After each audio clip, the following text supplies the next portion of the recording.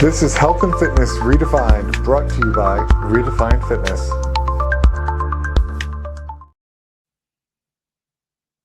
Hello and welcome to Health and Fitness Redefined. I'm your host, Anthony Amen, and today we got another great episode for all of you today. Super excited to talk about my least favorite topic, that is running. So for those that do or do not know me, if I am running, it means I'm being chased from zombies. Please run away with me. That's the only time you ever catch me running in my tracks. I'm just playing. I heard he's from Boston, so I had to give him some slack. Anyway, without further ado, welcome to today's show. Jason, it's a pleasure to have you on today. Wow, Anthony, thank you for the lukewarm welcome. Absolutely. I got you. I know we were talking offline before we started. You're from Long Island. I'm from Boston. We're going to talk about a topic you don't love. So this is going to be good. It's funny because, like, my whole staff, I just always send them reasons about why they shouldn't run. That's like everything in our private group. Me, I'm like, this is another reason why you don't run. This is another reason why. And maybe it's just because I absolutely suck at it. So that's why I don't like doing. So maybe actually I should conquer my own fears of running and hire you as a coach to help me get better, because I am the world's worst runner in the world. Well, Anthony, when I first started running, I was not very good at it. And I also hated it too. In fact, before I started running, I remember track and field week in school. And I was like the 110-pound kid throwing the shot put because you couldn't catch me in any single running event. I hated it. I couldn't be caught dead running. And look at me now. I'll give you an example. Prior to me, I always mention, like, prior to my accident and me getting involved in working out whatsoever, I was 15 years old. I had the same problem as you. I was really tall and thin, no muscle, and I ran a 15-17 mile. Okay, that's not the most competitive mile, but lots of room for improvement. Pretty much all the improvement. I could have walked and probably done better, even though I was trying to run. I don't know. But tell me a little bit about how you got involved in being a running coach. Yeah, well, I've been a running coach now for 15 years. I've been a runner myself for about 27 years. And I was the kid who ran cross country, indoor and outdoor track all 4 years of high school. I went to Connecticut College and competed there for all 3 seasons over those 4 years.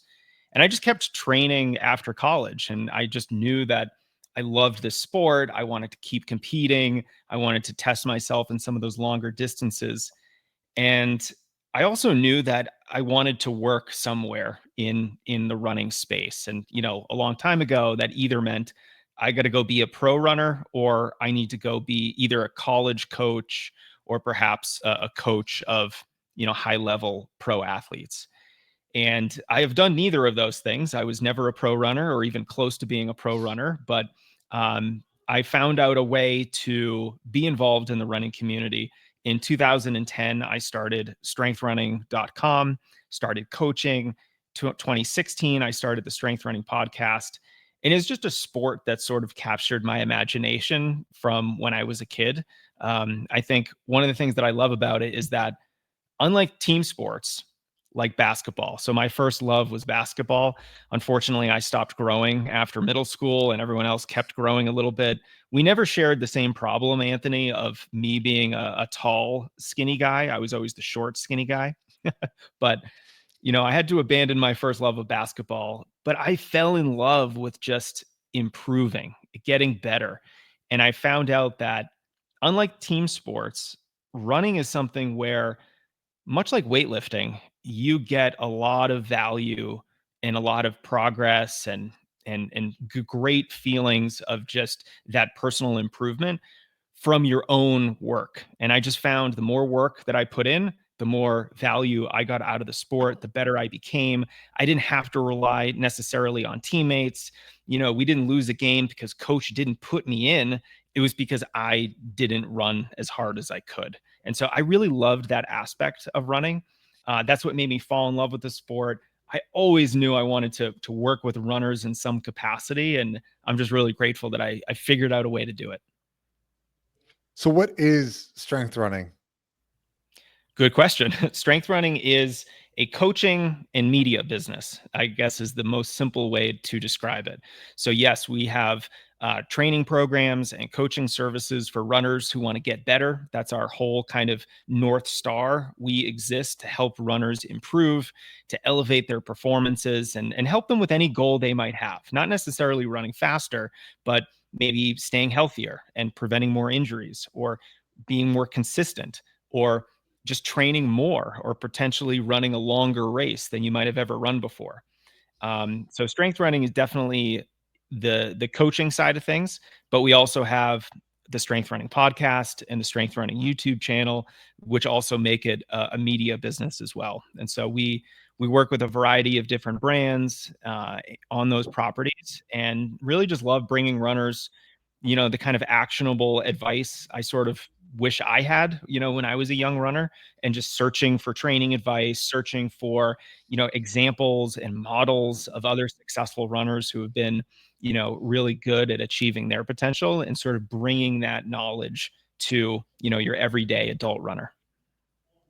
Yeah, and let's talk about that advice specifically. And I'm gonna get there a really quirky way. So when I hear strength running, this is where my brain goes, and maybe it's because I'm just in this industry too long.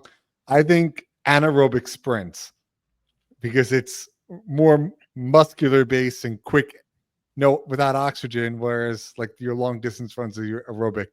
So this is funny. That's how my brain goes. So I think that's the place I want to start, which is what is the difference for those that probably don't know the difference between an anaerobic run and an aerobic run? Well, can I first say, Anthony, I love the fact that I named my business Strength Running, because it's like a Rorschach test. Everyone kind of sees whatever they want to see in the name. It's like, oh, you're a weightlifting coach that also is a runner. Well, no, not quite. Or, oh, this is the anaerobic side of things. Well, not quite.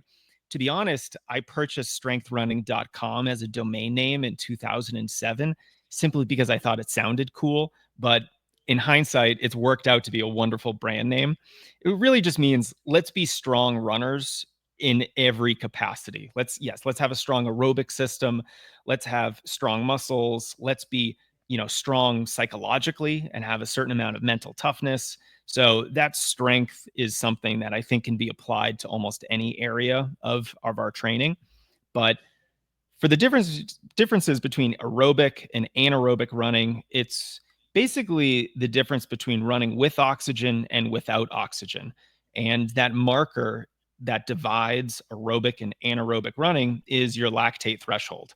If you're beyond your lactate threshold, you are running without oxygen, you are on borrowed time, it's unsustainable. You're going to have to slow down. And if you are right at that lactate threshold, sort of that boundary in between aerobic and anaerobic, if you're well trained, it's about an hour's worth of running. It's about your 1 hour race pace. But as soon as you go any faster than that lactate threshold, you're very limited. And that's usually the race pace for a 10K, a 5K, or any shorter event where you are going to be running anaerobically. But for longer events, like say the half marathon or the marathon, or definitely some ultra marathons, it's an aerobic race. So yes, you probably want to be somewhere in zone 2 or zone 3, where it is aerobic, it is sustainable, for hours and hours and hours, and something that you can maintain for a very long period of time. You mentioned threshold, which is great. I'm glad you did because I'm going to give a perfect example. Maybe to someone like you, a 5K, you can full out anaerobic threshold. But to me, that feels like it's 3 hours. And I'm thinking like 50 feet is my anaerobic threshold, where I'm all out pumping as quick as I can. And then I run out of breath. And like, that's the end of Anthony. So I need to pace myself, even on like a 5K scale, just to get going and get moving. So yeah, just point being, it's totally varies, which is what you said. Right. Some people can maintain zone 4 a lot higher, some people cannot.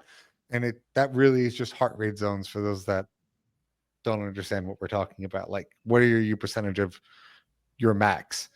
So I do love that difference. And I think the biggest question is for more practical examples is how would you train for running shorter distance compared to how you were trained for running longer distance? That is a really big question. For the Yeah. most part, you would focus more on volume. You would focus more on long runs. Let's say you're training for an ultra marathon. Even your strength training might look a little bit different. You might be a little bit more focused on strength and stability instead of perhaps strength and power. So if you're training for a 5K, you might be lifting some pretty heavy weights. You might be doing some more plyometrics, some explosive exercises in the gym because you really want to be fast. You want to be someone who can put a lot of force into the ground, produce a lot of power. I mean, that's essentially what very fast running is. So the workouts are going to be more in line with that goal. Even the strength training is going to be more in line with that goal. Whereas if you're training for a marathon or even a longer race, yeah, the most important thing is probably your weekly mileage, your monthly mileage. It's your overall volume. So how much are you running? How often are you running? What is your long run distance at? And then of course, even in an ultra, you do want to do some kind of speed work because we always want to be pushing up on our ceiling, our ceiling of speed, our maximum abilities. Because if you think about any race as being a certain percentage of your ceiling, well, it's going to benefit you to have a really high ceiling.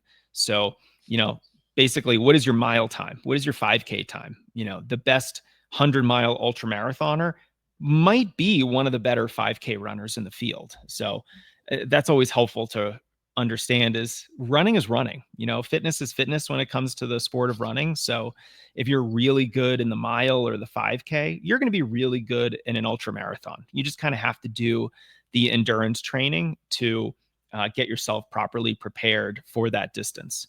The other thing that I'd say too about the differences in training is that um, some of the training is not as appropriate for, say, beginners. So, if you're someone who's been running for less than a year, it's probably not a good idea to go train for a 100-mile ultra marathon because that requires just a tremendous base of aerobic fitness and endurance.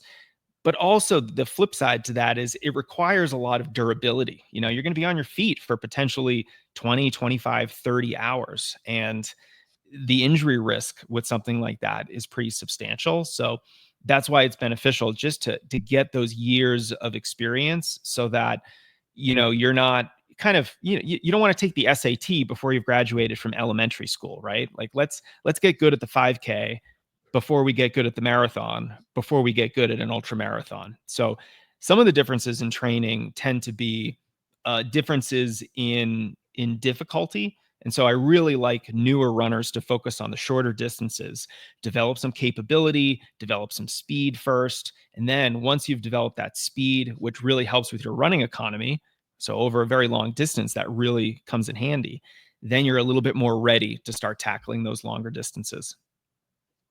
Great answer. And I think the biggest question for somebody, let's say you're a beginner, you're getting into it, what type of specific exercises should I be doing to help like avoid injury? Right. So I think a lot of people take running for granted in the sense that you don't need to learn a new skill to go running. Most people can just start running, right? They just start moving their body quicker and then they consider they're running. But I think that leads to a lot of injuries because we don't learn how to properly run as we're kids. Like a lot of people don't focus on technique. I don't remember a single time going back to childhood where a coach watched me run and analyzed my gait pattern and went, "Oh, that's why you suck." Like your hips extremely like externally rotate. You can't even bring your feet straight. You're rolling out over your toes and you're supinating. So here's some corrective exercises and proper footwear to put on to help make sure that you don't get hurt. And that's all true. So how could somebody who doesn't really fully understand this field really look for ways to avoid getting injured and help teach them how to run properly? Yeah, it's another really good question. So, one of the benefits of when you are a relatively new runner, focusing on what we'll call the middle distances, let's say 10,000 meters and shorter, is that the training that you do for those distances does help improve your form better than, say, training for a marathon because you're going to be doing more speed work. You're going to be running strides, which are short accelerations that you do after a run. And the structure of the workouts is such that you're just going to be focusing on things that tend to improve your running economy more than the things you would do as a marathoner. So, there's another kind of like point in the column of the middle distances for just helping you develop some of these skills earlier in your running career. But from an injury prevention perspective, I would say, I think every runner should sandwich their run in between a dynamic warm up and then a post run series of core or strength exercises. Now, twice a week, yes, let's get in the gym. Let's lift some heavy weight. Let's actually lift weights. That's really important for runners. We've got to be strong. I don't even really consider strength training to be cross training. It's more part of the training that you need to accomplish your potential if you're interested in improving and progressing and getting better. But that's twice a week. The other days that you're running, of course, let's warm up dynamically. Let's do some flexibility movements. Let's do some light strength work, really metabolically prime your body for the run that you're about to go on. And then when you're done with your run, we've still got to do some other things. Very helpful not to consider yourself a runner. Consider yourself an athlete that specializes in running. So, yes, most of your exercise is going to be running, but that's your sport specific exercise. You're still going to do a whole bunch of other stuff. That's part of the dynamic warm up. You're also going to do some core and strength work after your run. I'm kind of agnostic on which exercises are best. Like most body weight strength exercises are going to be helpful. Everything from, squats, single leg deadlifts, side planks, front planks, bridges, any kind of lateral leg raises, anything that really works the hips and the glutes is going to be fantastic. You know, um, and a lot of these post run core and strength workouts, they shouldn't be very long. We're talking 10, 15, 20 minutes. It's really partly a cool down, but also just, a little bit of work to help keep you healthy. And if you have ever been to a physical therapist and you're trying to rehab a knee injury or plantar fasciitis or Achilles tendinopathy or one of the other common running injuries that are out there, you'll probably notice that a lot of the exercises that I like to prescribe are very similar to what you're going to do in a PT's office. When you go to a physical therapist office, you're doing rehabilitation. But when we do it when we're healthy, which is still a good idea, it's prehab, it's prehabilitation. It's sort of doing the work that you would do when you're trying to get healthy, when you're already healthy, in an effort to keep yourself that way. So, how do you keep yourself healthy? I think, probably the number two thing is what we've just been talking about is all the strength training. Let's do a lot of body weight stuff, but twice a week we get in the gym. But the most important thing to do is just to make sure that your training is well structured. Let's not increase our mileage too substantially from week to week. Let's do workouts that are not only appropriate for our ability level, but also appropriate for what we're training for and appropriate for where we are in the season. If you're training for a 5K, if you're 1 week out, your workout's going to look a lot different than if you're 12 weeks out. So there should be some kind of periodization, or in other words, your training evolves over time so that it's ultimately focused on whatever goal it is that you have. Maybe that's running a fast race. Maybe it's not. Maybe it's some other goal that you have. But your training should always be oriented toward that goal. So from an injury prevention perspective, like as soon as we get our training right, number one, and then we add some strength training in, I think that's like 80% of the problem right there. And then the other 20% or maybe 15% is the recovery side of things. Are we getting enough sleep? Are we taking care of ourselves and eating well and staying hydrated? All those things are obviously important. One of the things about running that makes it quite difficult is the fact that it's relentless. Even if you're really into weightlifting, you might only lift 3 days a week. But with running, you might run 5, 6, 7 days a week. It is relentless from to a certain extent. And so the recovery side of things is almost a daily adventure in trying to get yourself to feel really good, to recover from the workout you just did so that you are ready for the next workout to come, because it is coming. It's inevitable. You're on this endless train of recovery runs and workouts and long runs, and it can be fairly challenging. So that's why a proper structure and progression of training, adding in some strength training, and then making sure your recovery is on point. Those are probably the top three in my book. Yeah, you definitely hit a lot of different things. And just from experience, one of my favorite things to do with clients when I was training, and I have my trainers do now, is I throw someone on a treadmill, and I love the new technology on phones where you can videotape someone in slow motion. And then you can literally see as they're running in like a jog or sprint how someone's landing to address a specific type of injury. And the thing I probably see the most is lack of dorsiflexion. So their inability to kind of lifting your toes straight up. So they're landing very heavy. These are the people that when you're at a gym, you hear this boom, boom, boom, boom, boom, boom. And they found very, very heavy when they're running. That causes shin splints. And then a lot of people say, oh, the front of my shin says my shin hurts. So first, I'll make a definition of what shin splints are. It's microfractures in the shin itself, so inside the bone. So that's why it's super fucking painful. And a really cool test to figure out if you've ever had shin splints or if someone had shin splints, take your thumb from your knee, go straight down the front of your leg all the way down to your ankle. And every time you feel bumps in that shin, that's your bone regrowing back thicker, stronger. And it doesn't grow straight anymore, it grows like a rock. So you can feel old injuries by doing that. So someone like me who had chronic shin splints as a kid because I didn't know how to dorsiflex, it's just like a rigid rock as you're running down my shin. So what's a good way to train for that? There's tons of dorsiflexion movements. You could do that muscle for those that want to look it up with anterior tibialis. So that is lifting your toes straight up. There's little machines they make for it, where you can sit back into a wall and like rock your toes up, or you could do heel walks. And that's a really good way to help drift. And then that, and then just hip movements. My wife and I run completely different. I run very hips externally rotated, duck feet is what the layman term for it is. So I'm running way out and awkward striding, and she runs the exact opposite. She runs pigeon, and basically it looks like she's walking a tightrope when she runs. It's just back and forth both. So she has super tight internal rotators as opposed to me having the exact opposite. So just understanding how you run and really looking at your gait pattern by looking at yourself doing it in slow motion can help teach you how to work underactive muscles and relief and get the tension out of overactive muscles and help train you to run smoother and pretty much avoid injuries. I think is a big side of it. And then this thing goes to weightlifting. So why wouldn't it apply for running?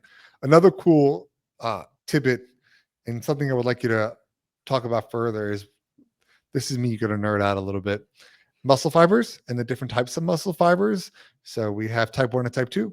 Type 1 muscles are like, I get an opposite fast, slow twitch. Sorry, type 1 slow twitch and type 2 is fast twitch. And then there's different types inside of type 2. And the theory behind it is you can't have 100% of both. You have a certain percentage of muscle fibers, so you can super train yourself to one way or super train yourself to the other way, which is why the saying goes, you could be really good with strength or you could be really good with long distance running. So how do you address that in the running world, and how do you like counteract that with the personal strength training program? The interesting thing is I don't counteract it at all. I actually think even though we do have a different muscle fiber typology, there's, like you said, uh, type 1, type 2, there's 2A and 2B. It doesn't really make a difference really, because if a runner comes to me and they're a fast twitch sprinter type heavy weightlifting kind of runner, but they want to run marathons, well, then they just have to do the marathon training and they're going to convert some of those type 2 fibers to type 1 fibers. They're going to get a lot more efficient with using the type 1 fibers. Um, and so, like, we are very adaptable. And so I wouldn't let anyone who tells you, oh, you're a type 1 athlete or you're a type 2 athlete, not to pursue whatever it is that you want to pursue, whether it's,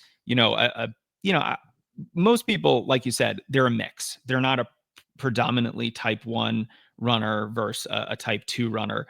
Eliud Kipchoge, the world record or the fastest marathoner in the world, he's a type 1 guy. And probably the best way to know which type of fiber that you have is where you've had success as an athlete in the past, right? So if you are, an incredible soccer player, you're probably more of a type 2 kind of an athlete.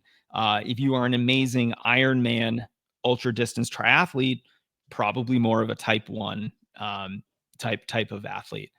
What I'll say is a lot of runners, adult runners who come to the sport, regardless of what type of muscle fibers they have, they still kind of only focus on the type 1 stuff. They love going the long runs.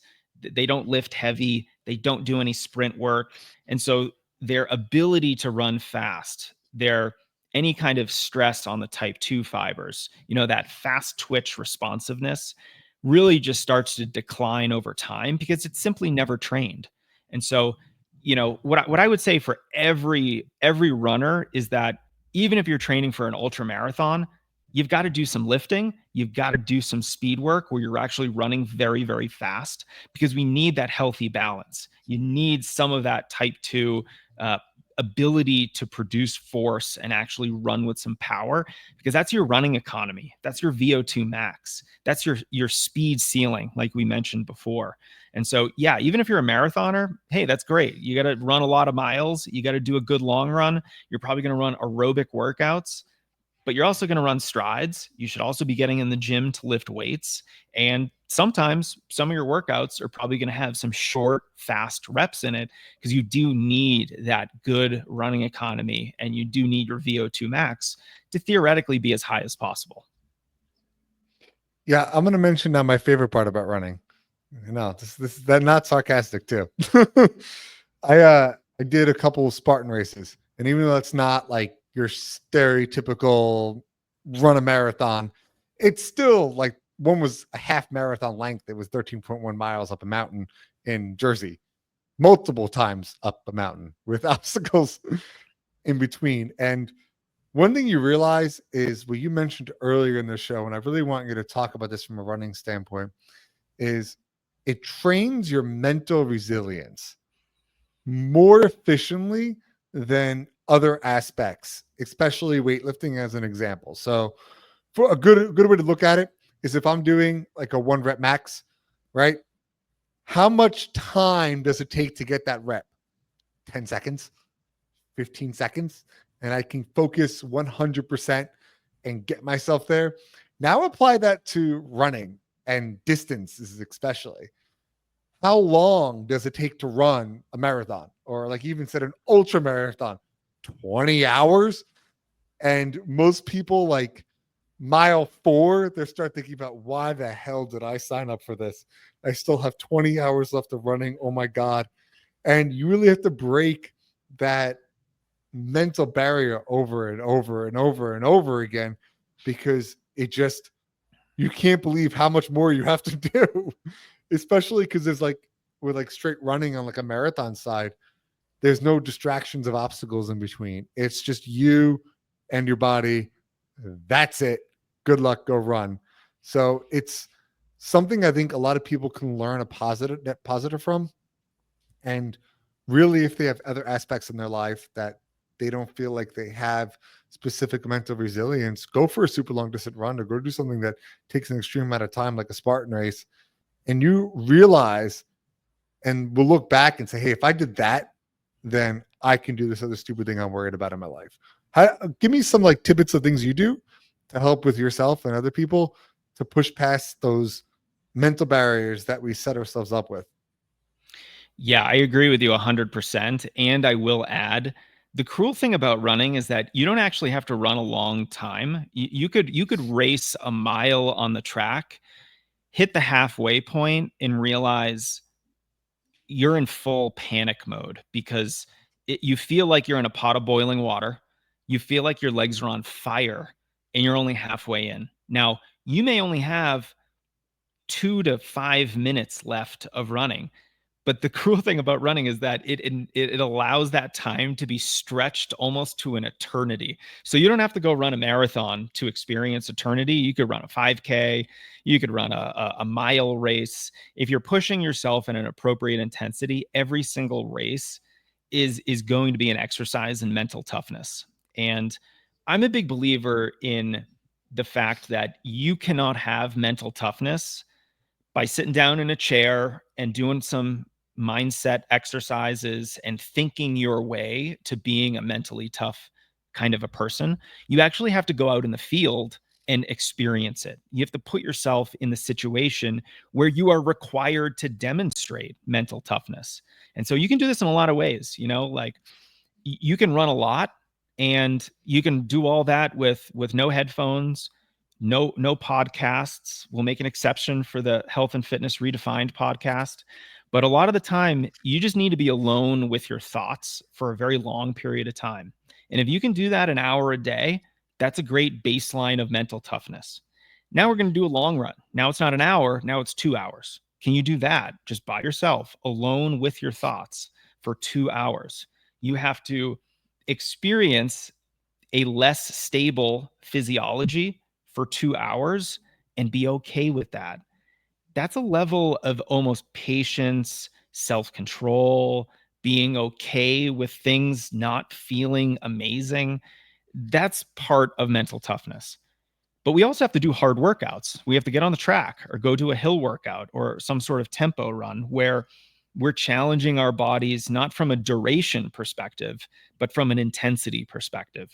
And this is another way of kind of testing your mental toughness abilities, because what you want to do is get to a point where, let's say you're at the track and you're running 6 times 800 meters or 2 laps around the track.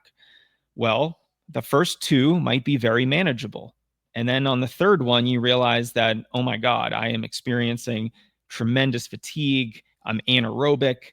My legs are starting to get really tired, and you're only halfway done. And you basically need to figure out how to survive this workout, not just physically, but also psychologically.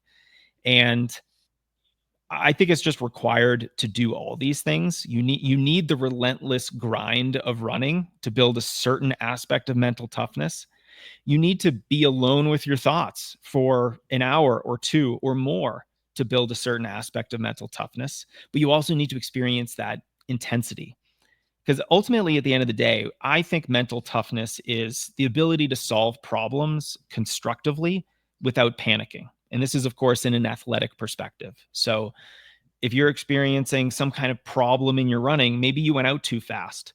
Maybe you don't feel good. Maybe the weather is less than ideal on race day. No matter what it is, you need to sort of roll with the punches, creatively solve that problem while maintaining a positive attitude and just moving forward and doing the best you can with what you've been given.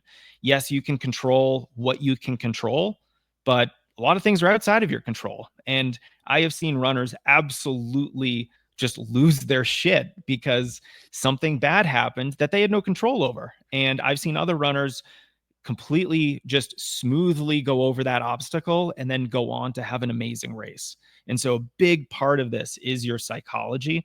I don't think you can learn it in a classroom or in even a sports psychologist's office.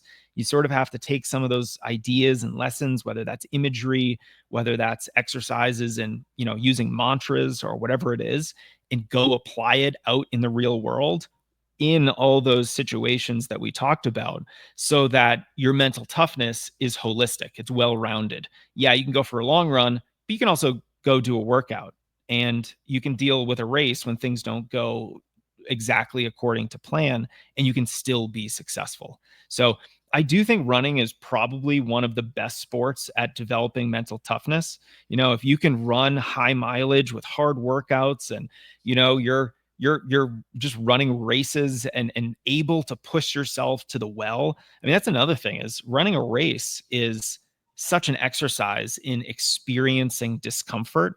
And honestly, the more you can experience, the more you can gladly pile more discomfort onto yourself, the better racer you're going to be. And you don't get there overnight. I mean, the first race that I ran, it was like a full on psychological panic mode. I've got to stop to walk. I don't know what's going on right now. I feel like I'm going to die. Right. And, after a couple of years, you realize running's not going to kill me. I'm not going to die. You stop putting races on this pedestal of like, oh, everything is going to go right. And, I expect so much of myself, and this is going to be easy, or I got this. And you have all these sort of ideas about racing. And I think the more experienced you get, the more you're just like, racing is just a logical extension of training. If I've done the work, I'm going to be prepared. I know it's going to hurt. Even if it's a marathon, it's going to be over even before you know it. And I've just need to exercise that patience that I've built so well during training, and get to the finish line and experience that. So if you can get to that place, you've built a tremendous amount of mental toughness. Yeah, I keep thinking back when you were explaining everything to that Spartan race that I did. I want to add some more context to the story. And I actually interviewed Joe DeCino, the CEO of Spartan, I think episode 3 of this show, or 4, somewhere really early. I So was you can just on always his go back and podcast, listen to that. actually. Were you? That's awesome. And what they don't tell you, or maybe I just didn't read, was that beast that they have, the 13.1 mile one. You're supposed to bring your own water. I came from Tough Mudders, and I always knew, hey, water stations, and we'll be fine. So my wife and I showed up totally unprepared, like just dehydrated to the bone halfway through because there's no water stations on a beast. And I blacked out mile 8. I couldn't tell you, and even like the day after the race, what happened between mile 8 and mile 12. I just saw mile 8 sign. I saw mile 12 sign. That's all I know. And I think my brain woke back up. It's like mile 12 are close. So it's just so crazy. And I wanted to give up prior to that mile 8 so many times. And I was like, nope, keep going, keep going, keep going. And to agree to your point, like you teach yourself that over and over and over again out there. How many times to tell yourself, one more step, one more step, one more step, just 500 million times because your body's cramping. Every muscle hurts. You're just, when you get that dehydrated, every step hurts. It's crazy. So just Anthony, understanding the, we yeah, go call ahead. this in track and field, we call this track math. When you're running a track race and you start doing all the math in your head of, okay, I've got 1100 meters to go. That's going to take me 4 minutes and 10 seconds. I'll start my kick 90 seconds from the finish line. So I only have 2 minutes and 40 seconds of suffering, and you end up figuring out time and meters to a very precise level, and it's all because you're trying to put context around your own suffering. So I totally get that. Yeah, it's so true. And even relate that mental toughness to the general level. Like here's an example from this week, 5 days ago for myself, where I, back in 2020, tore my right chest in 2 spots while benching. I went into it completely unwarmed up. I exhausted my triceps. I wasn't thinking. My brain was 500 million other places. Tried doing 245, ended up ripping it in 2 spots. So I had that mental block for years, like, don't go above 245. Don't even hit 245. Stop at 235, and that's it. And then I had such a stressful day Monday, and I was just like, I need to burn energy. And I started benching, and I was like, what the fuck do I care about a number? Why am I putting so much thought into a number? It's just a number. Like, fuck it. Let's just do it. So I got a spot, obviously, to play it safe. Knocked out 3 reps, no problem. So I was like, all right, I got 245. Let's go up again. So it's 255. Knocked out 2 reps. I was like, 265. So I got 265 on the bar. I went to go down to do a rep, and I thought the kid that was spotting me grabbed the bar. So I held it at the bottom. I was like, let go of the bar, let go of the bar. And then I pushed it up and I did another rep of it. And he goes, bro, I wasn't touching the bar. You did a pause rep. I was like, Nice. 275. So I threw 275 in the bar and then got that. And that's where I stopped. But like, you're telling me that in 4 days time spent from last time I did chest, I bumped a 40-pound increase on bench press? Impossible. So that just means I held myself back for who knows how long from going heavier because I got stuck in my own way.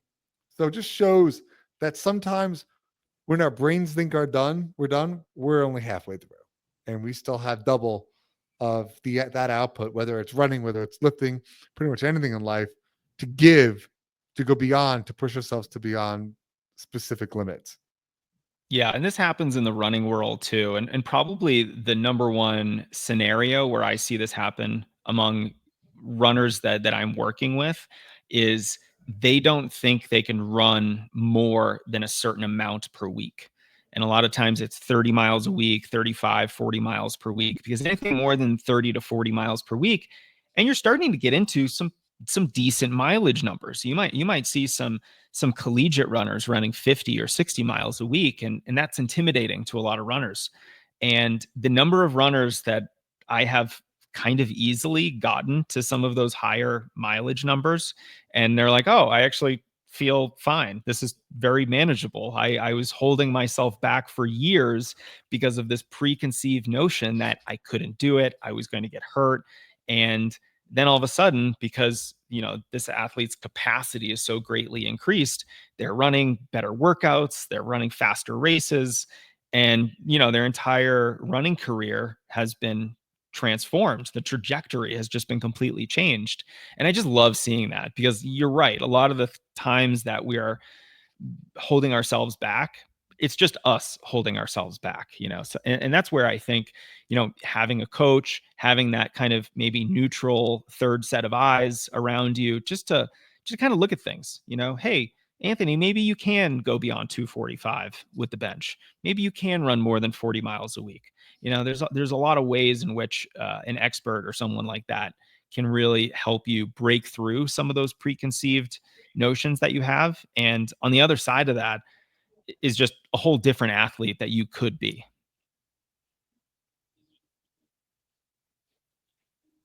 Yeah, I totally agree. Coaches are the best thing you can pay for in all aspects of life. And even the most professional athletes have coaches. I train with my trainers as an example. I pay them, but I still train with them. Like, because I can always learn. Just because their staff doesn't mean I can't learn from them.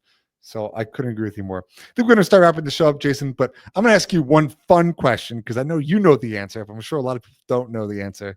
And it's totally fun. Why is it called a marathon? It's such an odd mileage. So why is it called a marathon? Oh, you're testing my like historical running trivia knowledge Oh here, huh? yeah.